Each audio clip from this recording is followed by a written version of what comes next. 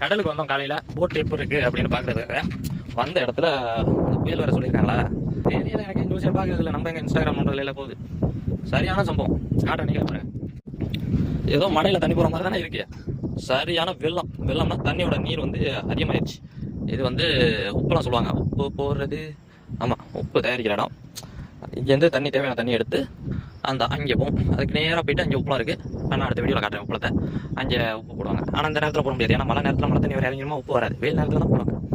ஆக்சுவலாக தண்ணி எங்கே இருக்குன்னா அந்த செடி இருக்குல்ல, அந்த போட்டு கிடக்கல, அதுக்கு அந்த பக்கம் இருக்கும் தண்ணி. அது இது ஒரு ஆறு மாதிரி வரும். லைட்டாக ஒரு சின்ன ஆறு மாதிரி. ஒரு சின்ன போட்டெல்லாம் நாங்கள் உள்ளே ஏற்றி போட்டுக்கிற மாதிரி. இது எல்லாமே ஃபுல்லாக பாதை. பைக்கு நாங்கள் எல்லாமே நிறுத்துறது இந்த இடத்துல நிறுத்திப்போம்.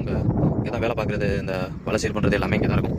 பட் இன்றைக்கி என்னென்னா வரும். என்னைக்காவது ஒரு பெரிய மழை வந்துச்சுன்னா சப்போஸ் இந்த அளவுக்காவது வரும், தண்ணி ஏறும். பட் இப்போ மார்னிங் டைம், மார்னிங்கில் வந்து பார்ப்போம் அப்படின்னு பார்த்தா ஃபுல்லாக